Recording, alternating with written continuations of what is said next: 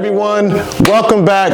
Day number 5, Media Detox Challenge. The question for today is, should we be more mindful of the stuff that we're choosing to consume? Why should we be more mindful, and how do we do that? Stay tuned.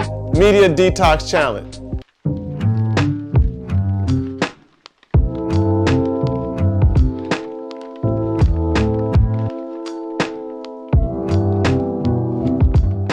All right, day number 5, we're back. It's all about being more intentional about what you are consuming. Instead of being consumed by media, we need to curate, we need to be careful about what we allow to come in to our minds. So our text for today is a very famous but yet powerful blueprint on how to choose positive, uplifting social media.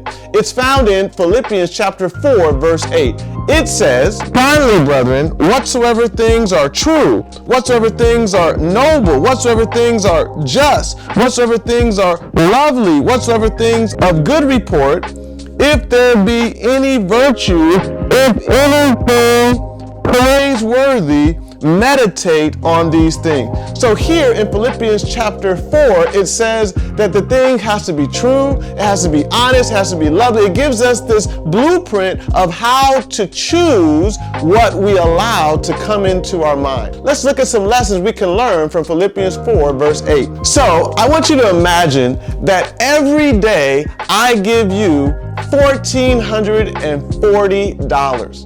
Now imagine you get this every day, but the catch is at the end of every day, you have to spend all the money, and guess what? You cannot save any of that money. What would you do with that money? Now, depending on your personality, depending on the things that you like, different people will spend that money differently. Some people will try to buy this, or they'll go on a shopping spree, or they'll buy this for this person. But regardless, at the end of the day, you have spent that money.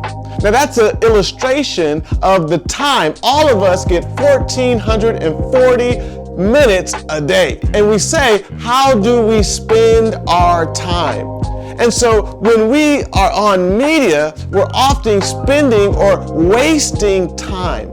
And so a part of this media detox challenge is to be more intentional and mindful of how we're spending our time. Now, in the book of Ecclesiastes, chapter 3, it says that there's a time for everything. He says there's a time to laugh, there's a time to cry, there's a time to weep, there's a time to mourn. And so here in Ecclesiastes, it tells us that yes, there are times where we can have fun, there are times where we can do different things, but during the day, we need to be more mindful of how we spend our time. Now, I want you to imagine that if you take that 1,440 minutes a day and you invest that in something that is going to give you a return on your investment.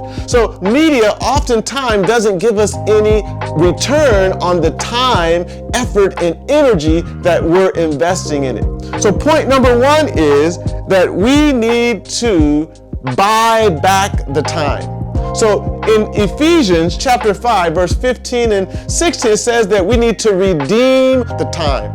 And that's what this detox is really about. It's about being more intentional of how we spend our time. In Psalm 90, verse 12, he says, "Teach me to number my days." You know, the time that we spend on social media, you know, that's time you'll never get back.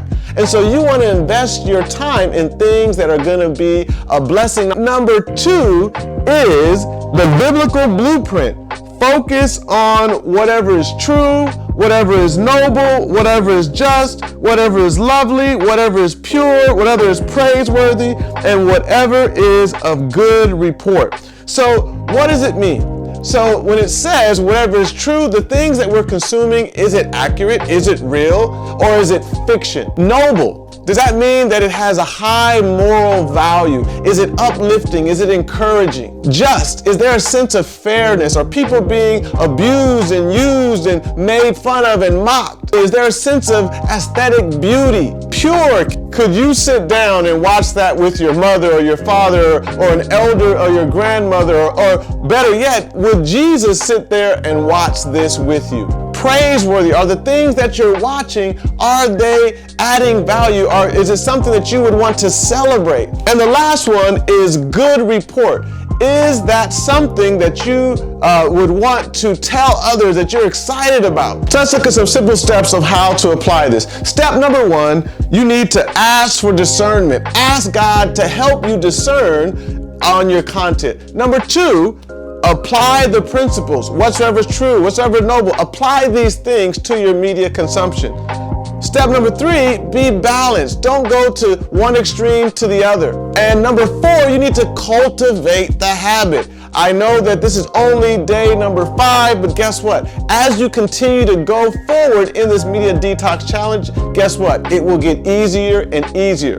And step number 5, you will experience mental clarity. You'll experience the blessing of choosing content that is going to encourage you and uplift you. So when we look at media, we need to look at it from a biblical worldview. Now, I know that there's many different worldviews, but if you are a Christian, if you've given your heart to Jesus, then you want to do those things that are pleasing in His sight. And so now we have to put on a biblical worldview and see, what am I consuming? Is it developing my character to be more Christ-like or to be more like the world? So you have to evaluate. So one of the things that I do, I have to go through and I look at my scroll habits. I look at the people I'm subscribed to. I look at the people who are what they're posting. And guess what? When I'm doing this detox, if they're not posting things that are true, lovely, honest, of good report,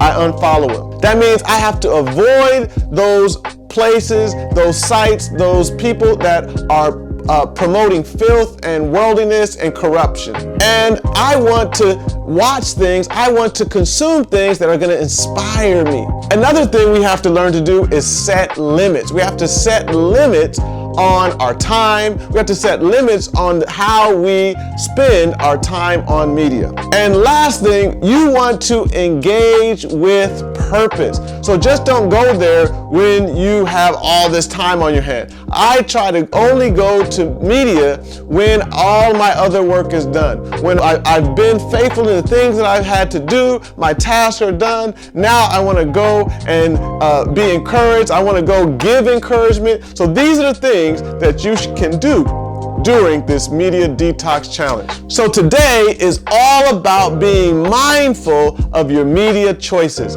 Thank you for joining. Make sure that you drop a comment in the comment section. How is your media detox challenge going? Have you had any challenges? Do you have any victories? Share these things in the comments, and remember to like, subscribe, and share. Invite your friends to join the Media Detox Challenge. We'll see you again next time.